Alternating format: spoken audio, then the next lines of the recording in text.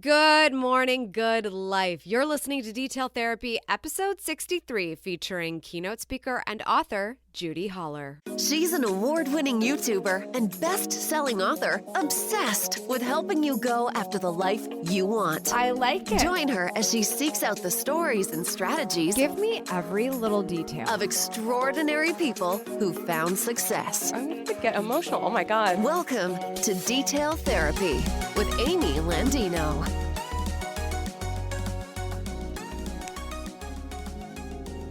Fear is a muscle, just like your creativity is, just like your body muscles are. And the more we pick up that weight of discomfort and experiment with our fear, we really begin to walk into more comfort in our life.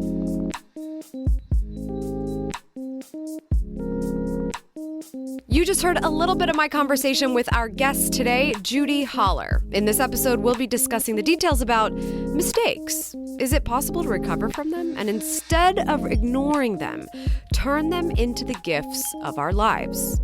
Action. What is action the antidote to? And how do we take it more easily in our day-to-day lives? And becoming the boss of your fear. What is fear actually telling you, and how can you overcome it? Before we get into it, for those of you who are new to the show, my name is Amy Landino, and I will be your host. I do not sound like myself at the moment. I'm definitely recovering from a little bit of illness, so please forgive. You can think of me as your #1 productivity lifestyle coach. I'm the director and founder at Gatlu House, a media company dedicated to helping you go after the life you want. In addition to this podcast, we produce the award-winning YouTube series AMYTV, of which I am also the host. I've authored 2 best-selling books, including Good Morning, Good Life, which is now available on Amazon. Links to everything I just mentioned will be in the show notes, as always, at detailspodcast.com. Not gonna lie, trying to do that when you're a little bit sick, the shortness of breath really catches up to you kind of quick. Please forgive. This is the first day that I feel like I'm like 75% back. You know what it is?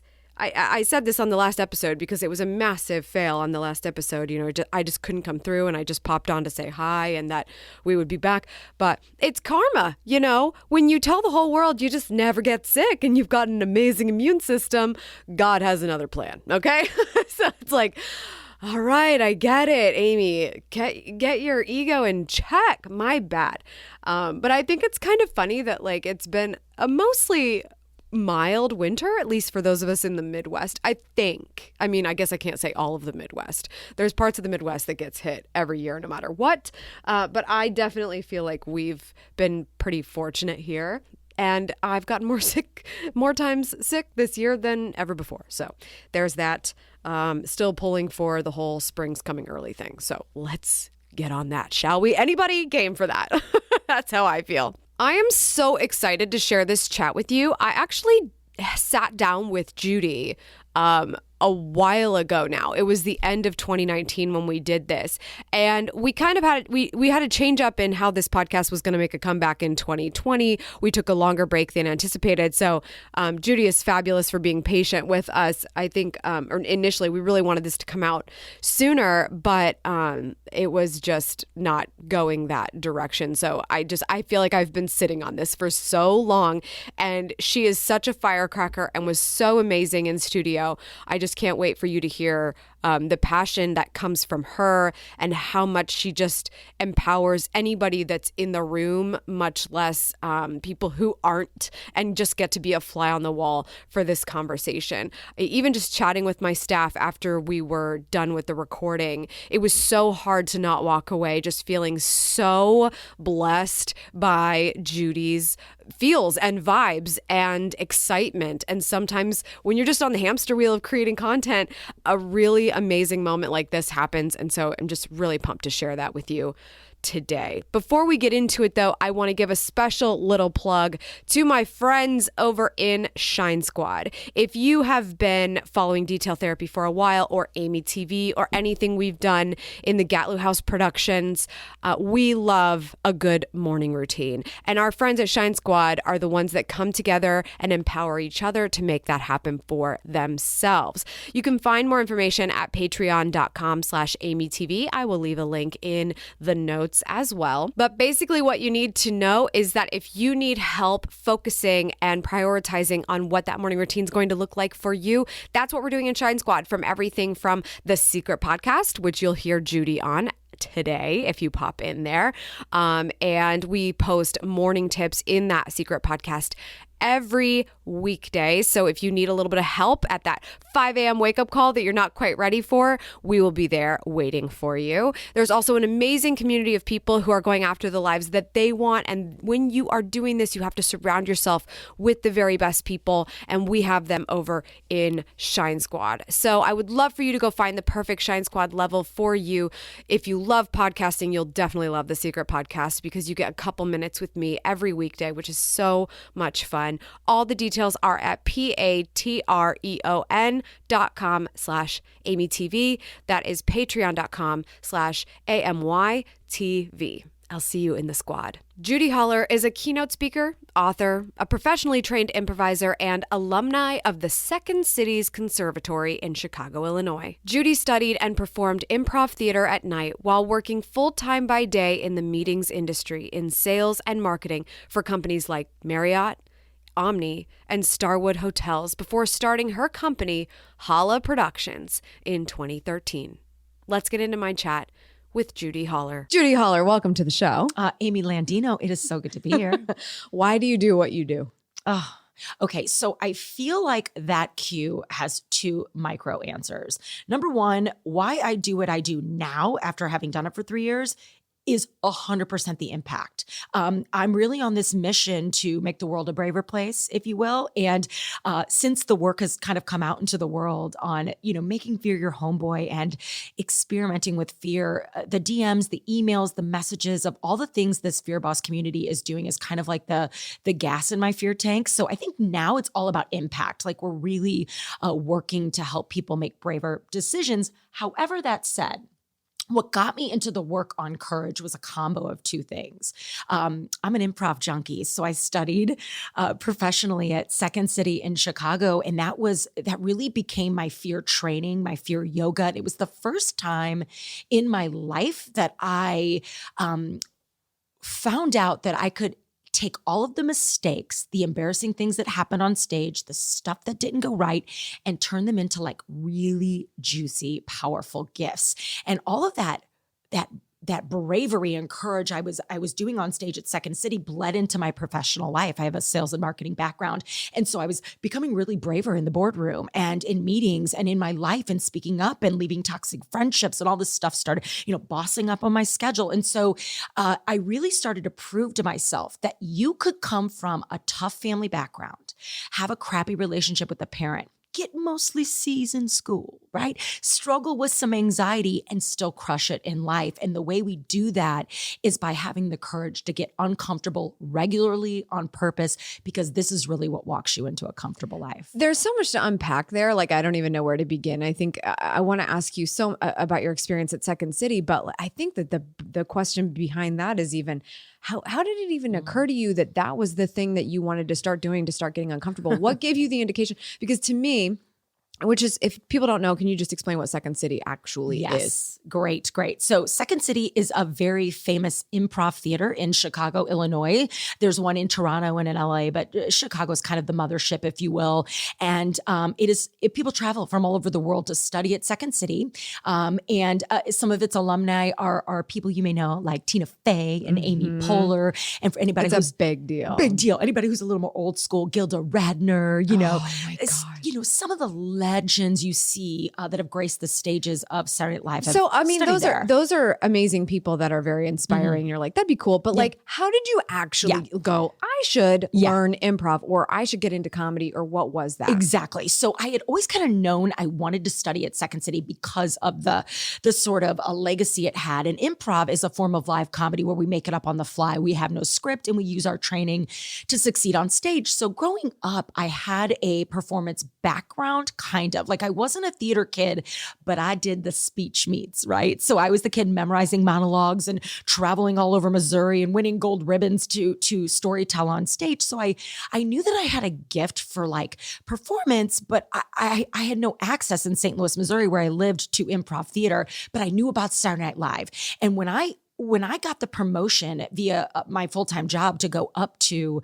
Chicago, I knew there was a second city there. And I said, I've got to take a class. Let's just see what happens.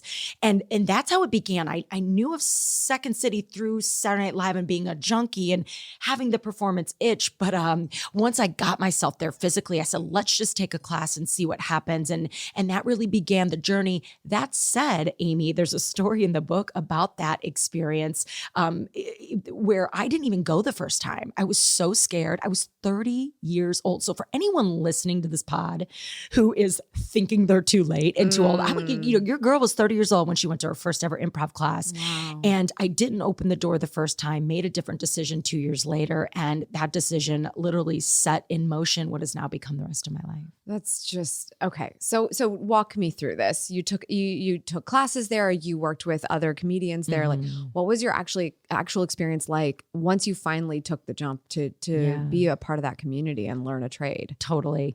It was terrifying and exciting and uncomfortable and creative. And I think the biggest mantra from the improv theater that has shaken my life the most is I started to realize that there are no mistakes, only gifts. I mean, we would have teachers and coaches before any live show literally say to us, I want you to go out there and I want you to fail. I want you to fail so big. I want you to fail, because all of those failures end up becoming our gifts in improv theater. Because improv isn't about the best thing. It's about the next thing. You know, how are we moving the scene forward, which has been a big shift in my life, you know, as we think about productivity and balance, you know, what am I doing every day to move the scenes of my life forward? So I just jumped in very scared, but got really inspired by the people who, were killing it and the people who were struggling with it. And I think we all just kind of found our way, but it's really about the power of the ensemble. You know, improv isn't about me. My job is to make whoever I'm playing with look better than me. And if I can do that on an improv stage, well, can I do that in life and watch that help me grow my business and help me maybe potentially quit my job? And maybe I can take this a different direction. So, you know, it was a combination of a lot of feelings, but it really was my fear yoga. You know what? One of my best friends is also has a history in improv and emceeing. And so through her, there's something so fascinating about improv to me is just like you said, your job is to make the whole team look good.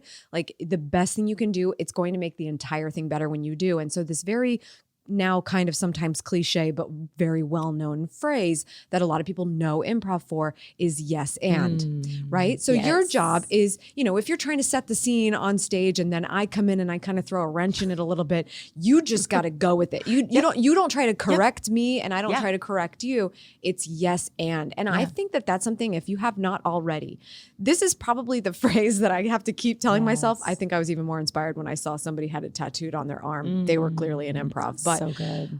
I thought, you know what? Whenever I'm feeling that moment where I want to tell somebody no, or tell them I know better than them, or tell them like you're wrong and put them in their place, or tell them all the reasons why I already know we can't do that, just say yes.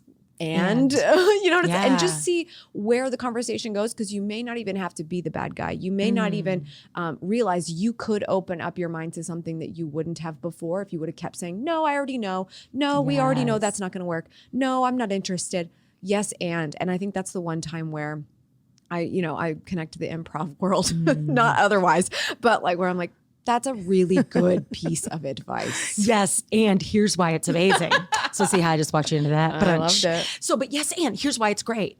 It makes me, when I say to you, yes, Amy, and it means I see you, I hear you, and I'm going to add a layer on. Yes, no, and yes, but means I want to control the conversation. I have a little fear here. I don't know if I necessarily like where you're going. Let me give you some examples, some tangible stuff your listeners may love. So say, for example, this has happened. I love you, but, okay, so the I love you just gave me felt really juicy and awesome, but now you've just said but and I feel like crap, right? So you basically took away unconditionally forever. Like there's no unconditional love because there's a but following this. Because there's a but following that.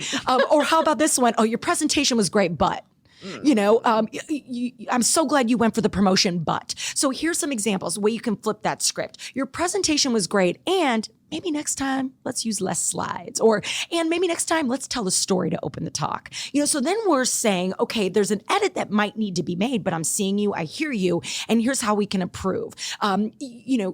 I'm so glad you went for the promotion. And instead of saying, but I'm so glad you went for the promotion. And you know what? As soon as I can get budgets approved, let's put a plan together and talk about where we're going next. So there's create, I love you. And I really wish we put our phones down more at dinner. So can we take the problem we want to address and walk it into a positive, brave place versus a fear-based, controlling place? And I think once you start to realize this, the word but will become like one of your biggest pet peeves, because it's kind of like a little game to figure out how you can use anything but the word but. I like that a lot. I think it's like there's so many words now that I'm racking up, or the word sorry is now it's a pet another peeve, big one. because we just gravitate toward it out of just sheer habit, and we're not even really sorry, for sure, nor do we have to a lot of the time. Correct. But but is another definitely one I love is that and. Yes, or sorry, yet, saying yet. I like, so yet. You know what's funny? We learned this from Kyle Cease. I'm pointing to my content manager, Megan, because we went to Lewis Howe's Summit of Greatness, and what he was excellent at, not Lewis is also excellent. Yes. But Kyle Cease was talking about, when you say something and it's just like, I stubbed my toe. He said, just add to the end, and I love it. Yeah, just that's good. Just try to change the direction of your So attitude, good. even if you know in your heart it's not really where you're at. Just redirect. Okay, so back to you. That's improv. Make a connection. So your book is called Fear is My Homeboy. What happened between Second City and the book? Like, what journey have you gone on where you felt like, oh man, like I really feel there's a community of people, AKA everybody, that deals with fear, and I want to help them with this. Like what's been the journey since then? Totally. I always make the joke that, I wasn't the best. I never set out to be an author. I didn't really think I'd become an author ever. Same. Yeah. Isn't that cool what we can do? I was a solid C student, man. Math was tough for you, girl. But man, I always got straight A's in the School of Hustle. And those ideas, from the last 15, 20 years of my life that have allowed me to get to where I am today have really become that hustle school curriculum, if you will, that's been put into this book. So I knew the book is certainly inspired by improv. It is not an improv book, but it's kind of all of the fear training and ideas and examples and a lot of tactical. Every chapter ends with homework assignments to really help people think more bravely about how they manage self-doubt and live a balanced, productive life. Because really managing fear and moving with it. So fear is my homeboy is kind of like a pop culture fun way to say fear is my friend. The way we move with our fear is to be able to bravely set boundaries in order for us to take action. Because what fear wants is you to stay safe and stuck. And I think for a lot of my 20s, I let fear make decisions. And I kind of wanted to stop that from happening for other people, but also there are people in their 40s and in their 50s who are thinking, oh my God, the world doesn't need another pizza parlor, or the world doesn't need another book on productivity or fear, or the world, who am I? And I'm not good enough or smart enough. And it's all been done before, but no one does it your way. So I think that was, what I was learning in improv was changing my life in so many powerful ways that I knew I had to share those ideas with the world. And it ultimately led me to quitting my business and now writing this book and speaking full time and just so many incredible things. So a lot of the ideas that helped me get the guts to balance my schedule and be really effective and productive and move into action and through self-doubt is really what inspired me to put the words on paper. I really want to talk to you about productivity because we obviously nerd out about that. But there's something that you said about fear that I think I just had like an aha moment about. Cool. That it's like, we think fear is telling us to stay safe and stay stuck. But actually yesterday I was sitting in a board retreat, and I sit on a board locally in Columbus. That's sometimes a little bit of imposter syndrome for me because I told the whole group yesterday, I was like, I am the odd bird on this board because I'm not the usual suspect that would be sitting on this type of a situation. So, I'm always feeling like, oh, should I bring that up? Is that a weird perspective? And I'm like, no, they have me here, because they want to know what I think. They want to know what I think in my very special age and business and all these different things. How do I apply to the city? How do I apply to transportation? Yada, yada, yada. I started realizing, especially when I'm in these meetings, that fear is usually showing itself as a heart palpitation this only happens when I feel the need to say something and I'm very nervous about saying it. Yes. That palpitation is so unbelievable. It's like you can feel it coming out of your body. And I'm doing breathing exercises, thinking about what I want to say while also listening to whoever's talking at that moment, thinking, when am I going to interject? Because fear is actually telling me right now that I have something to say. Yes.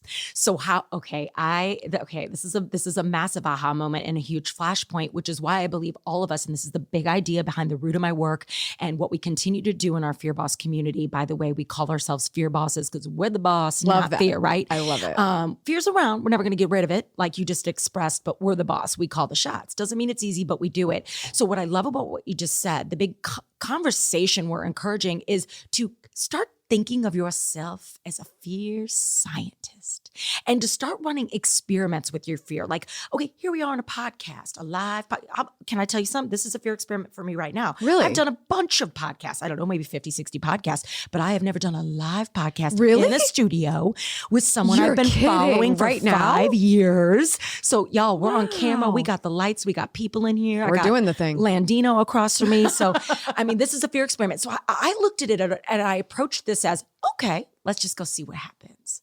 Because no mistakes, only gifts. And let me experiment with this because I know the more I experiment with my fear, the stronger I get. So what you could do in a situation like that, Amy, or for anyone listening who's at the board table or in a meeting or at the coffee shop and you see something weird happen and you know you need to speak up, but you're not speaking up because you're afraid to speak up, put on the fear scientist hat. Pour yourself a little concoction of courage and say, you know what, let me just run an experiment right here. I'm going to speak up and see what happens. Because the more you do this, the stronger you get. Fear is a muscle, just like your creativity is, just like your body muscles are. And the more we pick up that weight of discomfort and experiment with our fear, we really begin to walk into more comfort in our lives. So, next time, did you ask the question? Oh yeah, multiple. Good. And it was like, but you did it anyway. Yeah, absolutely. So that's it. And I think it's a habit. It's the habit of seeing the way fear, quote unquote, fear is bubbling up and starting to say, oh, this isn't fear telling me to stay in my space. Fear is telling me now is the time. Correct. It's a beautiful GPS. Yeah. Yes. Yeah. Using it. So yeah, I love that you brought that up and I had a direct connection with it literally yesterday. So. And everybody does. I mean, every day we have these moments where we can make one or two choices. So, we got to remember fear is perfectionism. Fear is procrastination. Fear is self-doubt. Fear is gossip. Fear is clutter. Fear is, there's all these sneaky little ways that fear hides. Fear is waiting. Fear wants you to stay stuck, safe, and just the same. But when you ask the question, when you put yourself out there, you then begin to shift your environment and step into your power and who you really will become on the other side of that fear. But the second you ask the question, fear has nowhere to go. Yeah. Because you're already, it's like stepping out on a stage as a speaker. You're always nervous, like we speak, but I'm always nervous backstage because I care about what I do. But the moment I step onto the stage, I'm in too deep with momentum. And fear has nowhere to go. Yes. Again, a practiced habit. It is a practice habit. But it's just the activation. You just need the reminder of the activation and you're in that space. Yes. I mean, even I'm sure you've dealt with this and you're in comedy, so you've definitely dealt with this. And this is very speaker life. But when you have that momentum and you go out on stage and you can tell that this audience is not your favorite because they are not responding in the way that you really kind of need to feed off their energy. Yeah. Depends on what that is for different people. But, even being able to get back on stage after a moment like that, you need the habit because especially for comedians, right? Yeah, didn't get the laughs today. Like that's a thing that you have to be able to get beyond every time. Oh my God. I love that. Especially that you just use that word beyond, we're having this big conversation in the Fear Boss community now. Okay. Now that I'm a fear boss, because you've got these people who have leveled up, they're there and they're starting to experiment with their fear and they're getting more confident. So then what, how do we keep that muscle strong? And, how do we get beyond it and continue to work with it? Because it is a practice. It is a habit. And I know you and I both love habits and rituals towards productivity and action. And I think the reason we do is because that's how we can high achieve and play at a high level. You will never get the life you want, whatever that looks like for you, because success for Amy's going to look very different from Judi and vice versa for you listening. But action is always the anecdote. You want to freak fear out, do it. Oh my gosh. I just love that you said that. And you also kind of set this up earlier. So I went to my Instagram today and kind of like disguised questions I wanted to ask you with another question. Oh, cool. And it was basically like, what are you struggling with when it comes to productivity? And because I think that the majority of the time, if you really get to the heart of what someone's issues are with productivity, there is a fear living somewhere, whether they're fully aware of it or not. So I was curious to hear, when you hear somebody say that their struggle with productivity is procrastination, what's the role of fear in that situation? Yeah. So procrastination is another way for fear to get you to stop and to stay stuck, and very much the same. So fear loves procrastination, right? And I get it. I mean, we've all been there. So, it's kind of like excuses. I always tell people when I'm working with anyone on my team or anyone that comes up to me after a talk or whatever, all I do is procrastinate. I just can't write the first page or this book, because here's what happens. The big thing we want to do, like take a book, for example. It feels so overwhelming writing a book, but here's what's not overwhelming: a sentence, a paragraph. Then that becomes a chapter, and then that becomes a section, and then that becomes a book, right? So micro dosing is the tactical way. This is my tactical way to move through procrastination and excuses. So step one is to say, what are you afraid of?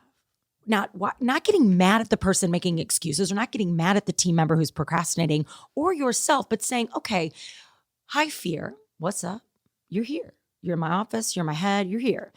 What's going on really here? And what am I afraid of, right? And getting some of that down on paper is helpful. And then taking that big, scary thing and microdosing. This is a little Tim Ferriss of me. I made the word up, but he always is like microdosing everything in his life. But it's this idea of like the 10-minute rule, right? Or the 4-hour work week. But like I do this like microdose. I come in super small. Like I'll set a timer for 10 minutes and just 5.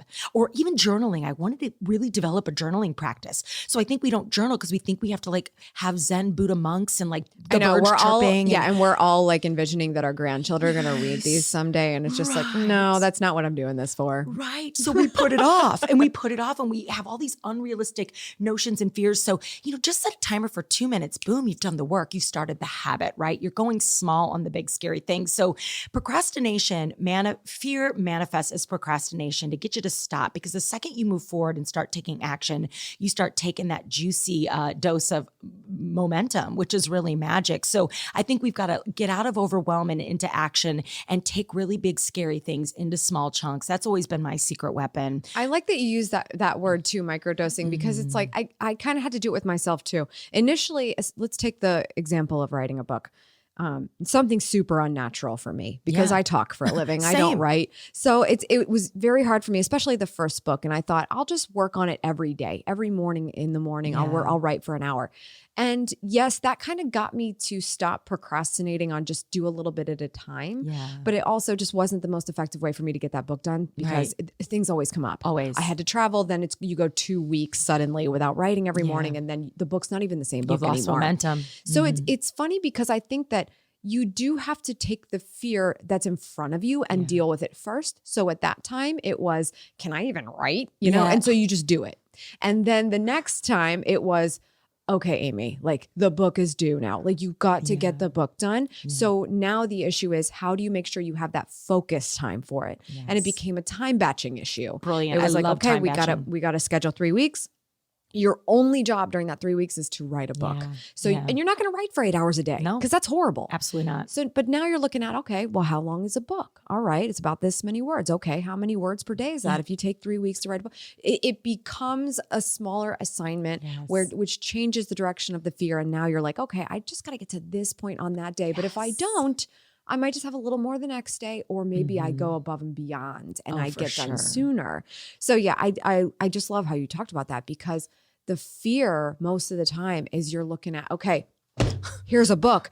God. That's not the issue. Yes. It's just, let's get there one letter at a time. One word. Let me get a word down. Right. Or like, even like I would find, like I'd write the lead quote. I'm like, okay, lead quote, IDGAF. I have literally a chapter or section titled IDGAF.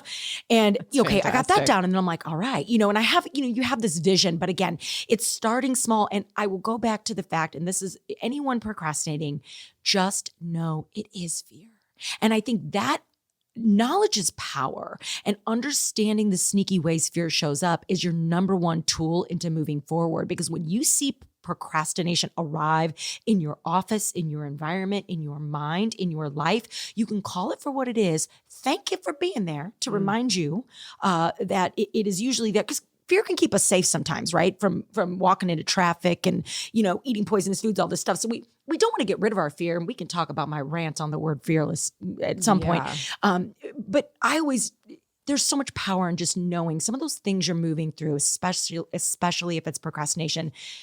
Well, that's fear. So just momentum, microdose, start, and build that habit, that muscle, and you'll move through it. And that was a really popular one, right? Because everybody's like, "Oh, procrastination is my biggest productivity issue." Melina brought a good one up too. I think she said her struggle is being a self-starter to do the things that she wants to do because she has no external accountabilities. Because when you're only holding an appointment or a desire with yourself, it does become, I'm not a self-starter. So what do you think that that's actually reflecting of? I love this. She's I am there. I hear you. And so there's an exercise I use for this. It's kind of a fear setting roadmap. I call it my fear boss roadmap. So I walk myself through like 5 steps to get out of fear and into action. And I think what this Instagram question needs is the final step in that process. I think we don't get intrinsically motivated when we're too focused on all the stuff that could go wrong. We're in too deep with I'm not good enough, imposter syndrome, and oh my God, all this stuff could go wrong. I think our power begins when we step into what is step 5 in and I can walk you through the 5 steps of this fear setting practice, if you will. But the final column is what could go right and what's the best that could happen. So whenever I'm in deep with, starting a podcast or maybe book number 2 or putting a new keynote on a stage or heck, leaving a bad relationship, a toxic relationship or quitting a habit or so much fear in that. All of that stuff, right? I get myself out of the what could go wrong, because yes, stuff could go wrong, but what could go right? And then that becomes my anthem and my mantra. And I literally write it out. I print it up. I put it on my bathroom mirror, on my car dashboard. It's a screensaver on my computer. It is up everywhere, always reminding me of what I'm chasing and what I'm working for. And that is the fuel. And it keeps you focused on who you could become on the other side of that. So I think to get intrinsically motivated, to motivate yourself, focus on what could go right. Maybe that's a hack that could work. I love that. That's such a good little tip. Okay. Put it everywhere. This is something I've noticed too. Anytime I want to remember something that I want to get in, even keywords that I want my audience to hear more from me, or any best case scenarios I want to be thinking about more often, sticky notes all over my office, sticky notes on my laptop, sticky notes in my closet when I'm getting dressed, make it the screensaver. We even did that at the beginning of the year. We created something you could fill out in Instagram stories and save it as your phone screensaver, because you just need to remind yourself. So let's give some more actionable stuff. What are those 5 steps? Yeah, I'll just walk you guys through it really quick. So I have a homework assignment on page 129 of the book. It's called Fear Set Like You Goal Set. So at the top of a piece of paper, you would write down your dream or your goal. What is that thing personally or professionally that you're trying to chase? Maybe it's the marathon, maybe it's quitting smoking, maybe it's losing weight, maybe it's starting a business, a blog, a podcast, whatever that looks like. First column is all the excuses for why you think you can't do the thing. So we want to get those excuses out on paper because those are always fear. Then the second column is, what could go wrong? What could go wrong? I think there's power in getting all of that stress out of our head, putting it on paper. Third column is, how would I recover if that stuff went wrong? Who could help me? Has anybody else figured this out? And my favorite to think about is, has anybody less amazing than me done this thing before? Wow, yes, there are a lot of people less amazing than your girl who have written books and launched businesses and spoken on stage. And, so get those thoughts onto paper and you'll start to go, well, if he can do it, if she can do it, why can't I, right? So that's the middle column. Fourth column is, what's it costing me to not do the thing? What is the cost of inaction here if I don't quit the bad habit, if I stay in this crappy relationship, if I don't raise my hand to go speak on that stage at our sales conference? What's it costing me mentally, physically, and emotionally? And then, of course, the last column is, what could go right? What could go right if I do this? And what's the best that could happen? And I think that's really where we sort of step into our power and give fear a big middle finger.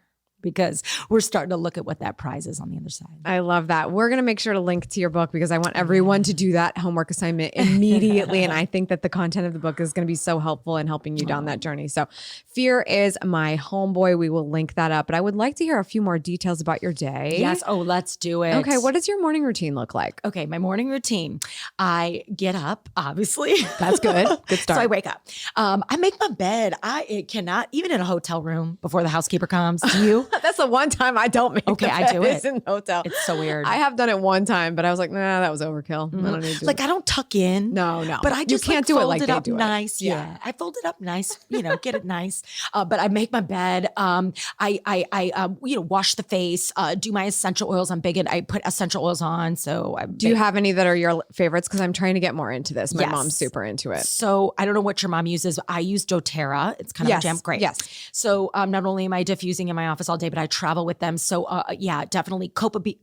I'm saying Yeah, it she's wrong. been telling me about that. For anxiety. Yeah, It's really interesting. good. So and I put them on the bottom of my feet. Drops on the bottom of your feet is the most impactful to your body. So it goes right in your system. And if you can do it under your tongue, great. But I put it at the bottom of my feet. So Slim and Sassy is one of my favorites. Copaiba. God, I can't believe I know the answer. I call it Copabiba. I think it's because my husband and I just make fun of the name. And then peppermint is always a part of my vibe.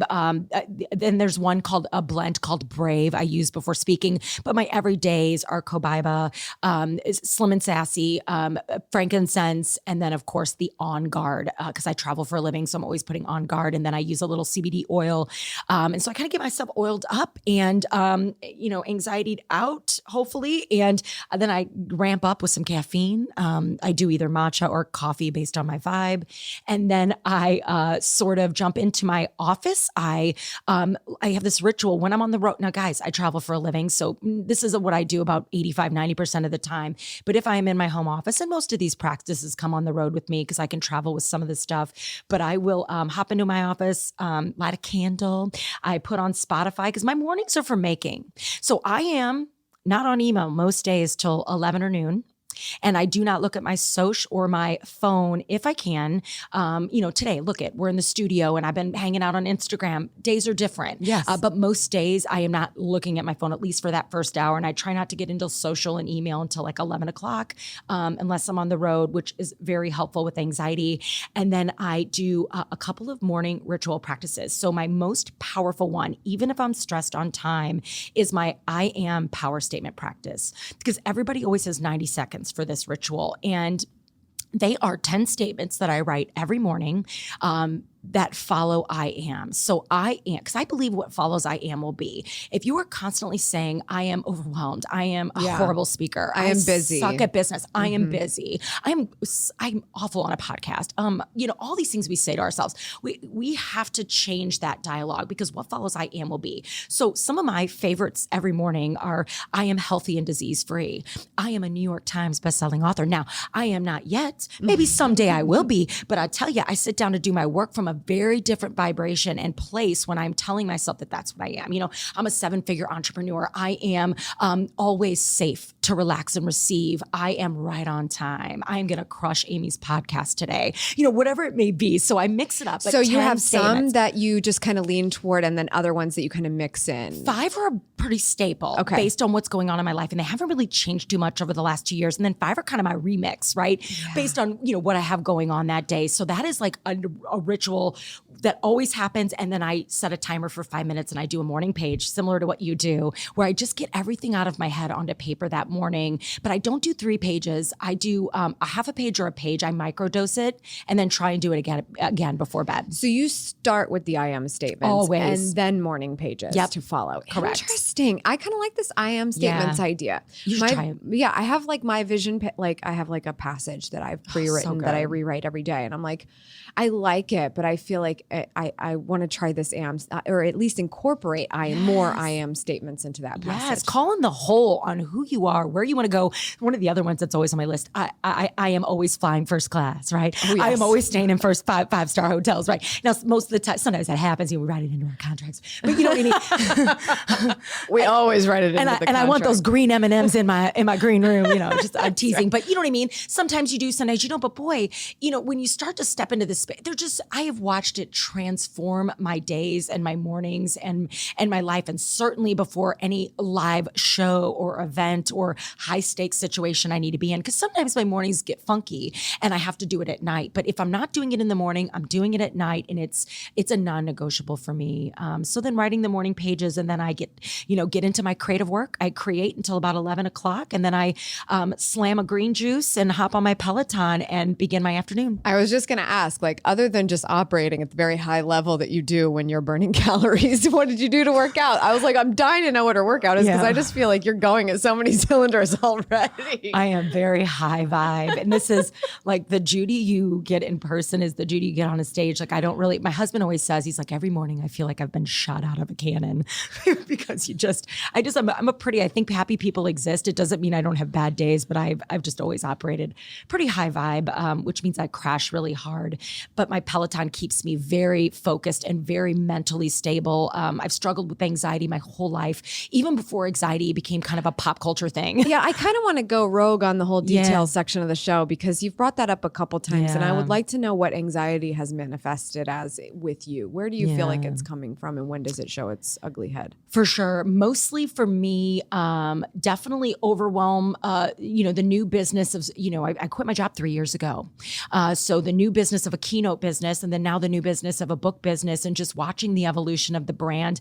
And I think for me, to be honest, and this is why I set pretty tough boundaries with my phone, which is so hard, because I love the community and I love being social, but comparison and feeling like you're not good enough, or you're not as far ahead as someone else, or their work is better than your work. I've gotten in deep with that lately, and I have enough stresses in my life just with, managing a family and running a business, and now having a team, and all the things that we go through every day, and health, and I'm a little over 40, and all the things that change as you age. But I think Instagram has kind of done a dance on me with the whole comparison thing and the looking around too much. And so I talk deeply in the book about blinders, like thinking of yourself running that horse race. And if a horse looks right, if a horse looks left, boy, it's gonna fall, and it's gonna hurt the other horses, and it could kill another horse or itself. I mean, it's a very You're dangerous. definitely going to hurt yourself. You're going to hurt yourself, right? And so this is why those badass beauties wear blinders. And so I'm always trying to remember, like, channel your inner Kentucky Derby girl, Judi. Keep your eyes on your own paper, I love that. I love that, because as much as sometimes I'm sort of entertaining the fact that, you know what, you do kind of have to see what's going on. But at the same time, I have blinders on so much. It has yet to fail me so far. Good. Every once in a while, it's like, oh, you forgot to reply to this text message. Well, wasn't the end of the world. Yeah. It just wasn't. Like, that person might be holding a grudge. But I also want to talk about something that you just brought up, because I just heard this on another podcast. Ryan Holiday, I think, was on Skinny Confidential. He's fantastic. And he said, and we've heard this a lot, right? Instagram's your highlight reel, right? Look at your own Instagram. Yeah. Like, look at your own Instagram and scroll through it, because if you can actually say that's your real life, that would be surprising. Yeah. Most of us are posting the absolute best of the best of the best of the best. And if that's true, why are you comparing yourself to everybody else's best of the best of the best if it's not their real life either? That's my favorite mic drop right now of this podcast, because it's not my favorite, because you said amazing things. It's my favorite of yours. But that is so Preach. Different than going, oh, it's everybody's highlight reel. It still doesn't change the way you feel about yourself. Correct. Look at your own. Yeah. You did a good job of promoting your good moments too. And that's all they're doing. And we have to. And there's this fear around, oh my God, if I put myself out there, I'm like, well, if you don't talk about your book, who's going to? I mean, we forget about the power of amplification. But what I'm always thinking about, to your point, because I know how I feel, I'm always trying to show my tribe and my family, my Fear Boss fam, that's what we call ourselves online, the real stuff too. Because I think people are just as interested to know, like, they love cheering me on and seeing all the cool stuff I'm doing. And they love to watch me in my keynote outfits and what's she wearing and all that. But then they also want to know the moments, like, okay, I just lost power on stage, and we just had a talk that did not go well. And what did you do then? Like, what did Judi do there? And so I'm always trying to think about, am I remixing my stories up enough? Am I showing myself on my bike, like, with my eyebrows not perfect, right? And that Judi is not doesn't wake up like this every day, right? And so I'm always trying to find the balance while staying professional and getting people excited about the work. So I agree with you there, we could talk about this forever. I because here's the hard part. We all want to blame algorithms. Yeah. But the reality is the algorithms work because of how people work. And people still want to see the best of us. They do. But they want to know the realness. That there is so a real. I believe that it's like, if you can strike that balance somehow, definitely like behind the scenes, here we are in spin class looking a fool. Like, you have to suffer here in order to be able to pay off later. Oh my God, I love that. You know, it's striking that balance. You have to respect that people want to know the truth, but they also do want to see good for you. They're rooting for you. You know what I love about what you just said too is, for example, I gave an example on my Instagram. So it was a picture of me speaking on stage in this really great outfit with a big audience and a beautiful stage. And then the next photo was me in a bubble bath at a beautiful hotel with my little toes, right? And some candles. And I go, I earned this by getting uncomfortable here. So there's no this without that, right? And so to your point, it's, you know, finding ways to take those humble brags, you know, reminding people, hey, I speak and you can too, and all of these things, but also all these other things you see me do that make you think that I'm lucky is really me stepping into discomfort every single day in order to get the comfortable life I have. Doesn't mean every day is comfortable and every day is great, but that bubble bath in the Four Seasons was because I had been putting myself out there for 15 years. It's a rehabilitation is what it is. I need to get my energy back. You got it. It is self-care, and we can talk about that. But you know what I mean? So it's, you're right. That balance is a great goal to have. It's respecting all that humans are complicated. So it's like, yes, we have to be real. But yes, you know, we also want to see the good. Yes. So it's like, we don't have to be mad. I love that perspective. Oh, you just inspires me. That was a fun tangent. That was a total tangent. That Gemini tangent. Let's do just a quick takeaway. I know you've got a slamming book, but any other books that have been inspiring for you that you recommend? Maybe not just fear, but some other things that can help people. For sure. And I've been dying to ask you this question, and I wonder if you've read this book. Considering you love productivity and habits, have you read Essentialism? Oh, yes. Okay. So if anybody listening has not read Essentialism, my God, it's like, it changed my life on so many levels. So when you think of productivity and balance and overwhelm, and just really, that book gave me the courage to make big, juicy, brave decisions. That's why I don't look at my emails till noon. And guess what? I run a very successful business and we get everything done. Yes, we do. And if you can't do it all yourself, you can find other ways. And then you hire people to help you too. And I want to point that out again, because you directly tied your anxiety to some things going on in social media, right? And you don't look at your phone until a certain time. That's the action. That's the very simple and yet difficult action that you have to take when you just know what your triggers are. Yeah. You just know. You just know. So that's definitely for sure. I mean, War of Art Changed My Life by Stephen Pressfield. So good. Big Magic is the book I was reading. So good. I just read that one for the first time, unfortunately, the first time recently, and it was just so good. That is the book that I was reading on my honeymoon when I came up with the idea for Fear is My Homeboy. In the section where she rants on fearless, which inspired me to think differently about that word. And then You Are a Badass by Jen Sincero. I just read that one. So we're too. on the same We are waves. Gemini twins. Girl. Okay, when we were talking about being Geminis, I'm going to go on yet another tangent. Good. You were talking about being an introverted extrovert, right? Do you think you're an extrovert, like truly? I think you are too. I'm just asking in general. Because sometimes people don't, they flip it. They're like, I'm an extroverted introvert. I'm an introverted extrovert. I think I'm an extroverted with habit training introvert. Big time. So Susan Cain calls that an ambivert. Have you read her book, Quiet? No, I haven't. Okay. So there is a book called Quiet by Susan Cain, and you can go onto her website. We can link to this in the show notes. Totally. And on her website, you can take a free quiz. It's so fun. And you find out what you are on the spectrum. It's so dope. I love quizzes. I need a fear quiz. This is like our big thing. Yeah. Like, I need a fear quiz on my website. But I am an ambivert, what she calls an ambivert.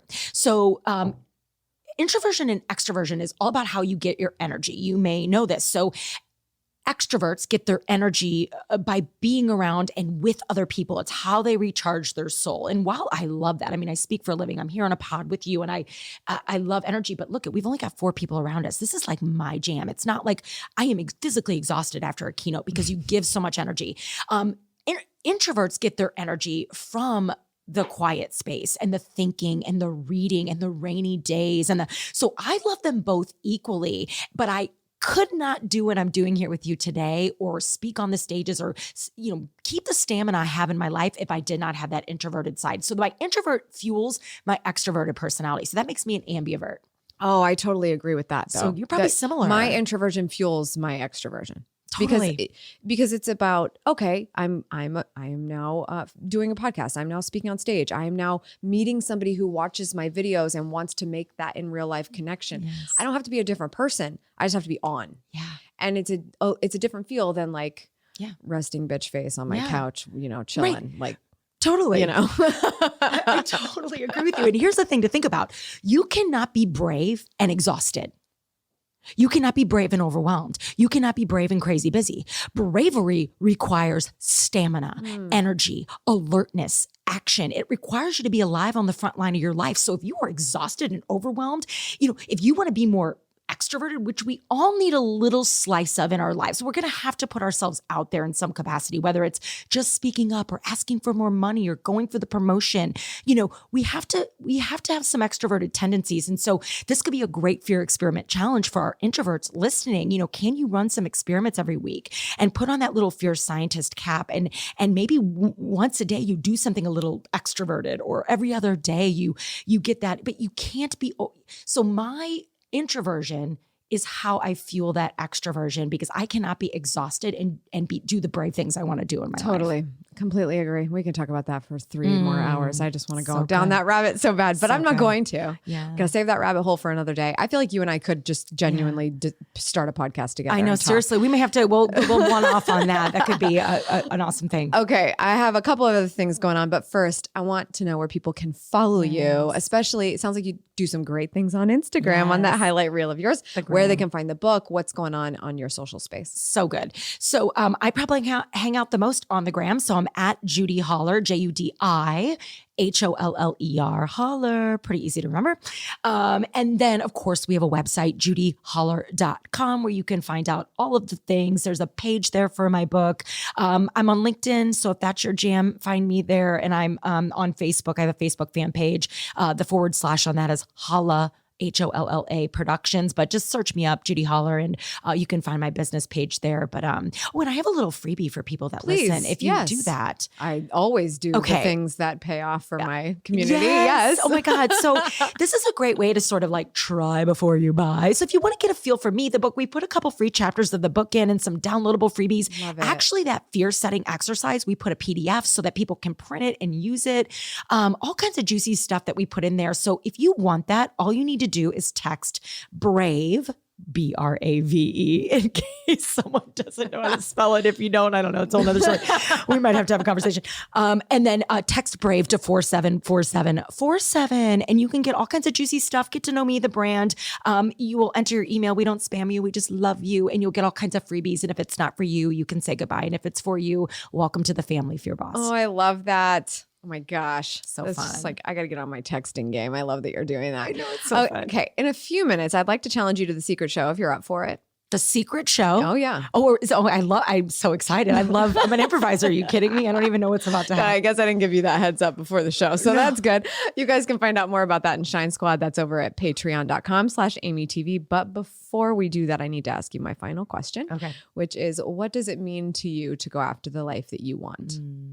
What does it mean to you, to me, to go after the life you want?